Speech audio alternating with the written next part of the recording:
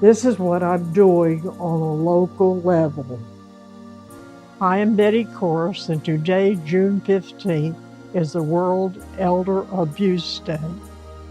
At 95, I am here to advocate and create awareness of this day.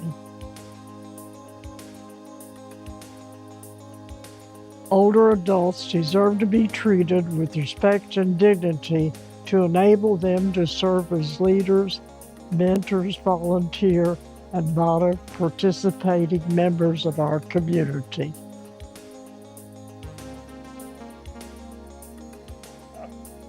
In 2006, the International Network for Prevention of Elder Abuse, in support of the United Nations International Plan of Action, proclaimed a day to recognize the importance of elder abuse as a public health and human rights issue. –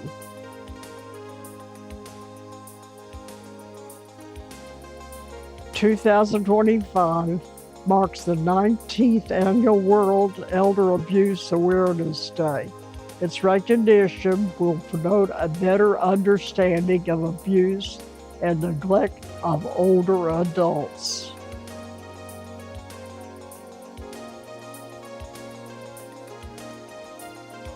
The National Center on Elder Abuse, NCEA, recognized the importance of taking action to raise awareness, prevent, and address elder abuse.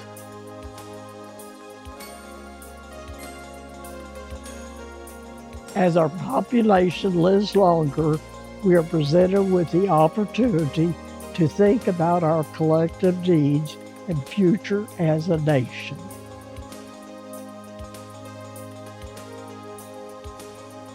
Ageism and social isolation are a major cause of elder abuse in the United States. Recognizing that it's up to all of us to ensure the proper social structures exist so people can retain communities and social connection, reducing the chance of abuse.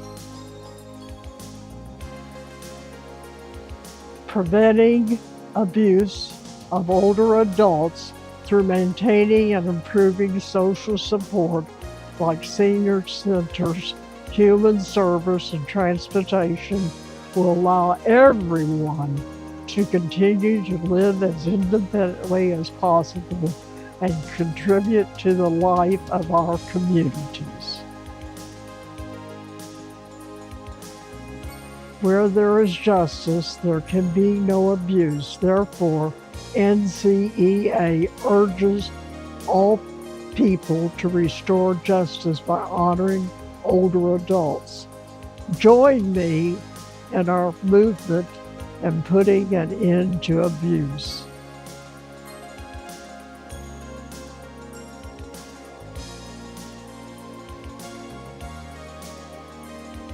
Learn more or report by calling 877-597-2331.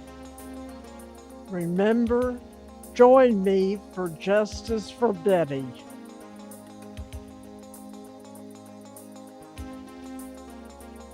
This is what the governor of Kentucky is doing. State leaders and advocates for the older population are taking a stand against adult maltreatment in Kentucky. Josh Short shows us what these organizations are doing to make a difference.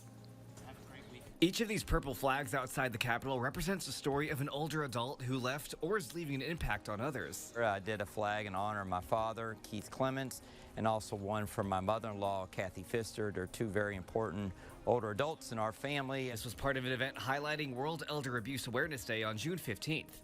Advocates say it's important to start the awareness now, especially with scams that target those who are older. And we just want to make sure they don't become victim or prey to some of these scams and other things that are out there. So we just want to let them know that we're thinking of them, we appreciate them, and we love them so much. Another big topic of discussion was health care and meals, which Governor Andy Beshear says he supports, even signing a proclamation marking June as Elder Abuse and Exploitation Awareness Month. Our seniors deserve respect, and they deserve our care.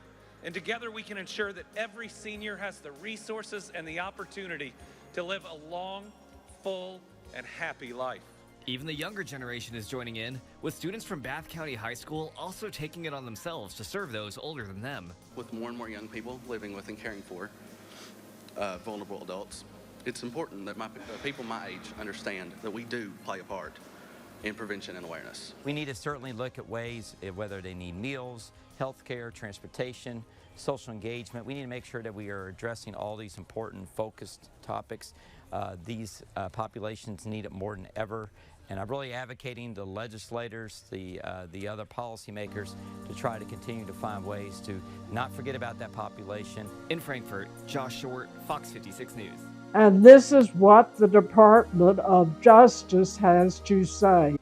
June is Elder Abuse Awareness Month, and June 15th is World Elder Abuse Awareness Day. Hi, I'm DC U.S. Attorney Jeanine Pirro with some important tips to protect yourself or your loved ones. Be aware of the type of scams that are out there. They include investment fraud, tech support scams, romance or competence schemes, and bad actors impersonating government officials like the IRS or the DEA. Know the red flags if a loved one suddenly has a new friend or becomes isolated. If a friend wants to switch from social media to encrypted messaging apps.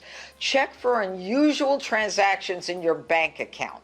And if a company tells you they can't recover the money you lost to a scam, be skeptical.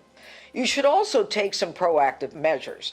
Don't make investments based on the advice of an online acquaintance. Don't click on those unsolicited pop-up ads. Don't ever send money to or accept money from someone you only know through the internet, and resist any pressure to act quickly. And create a family code word in the event someone impersonates a relative.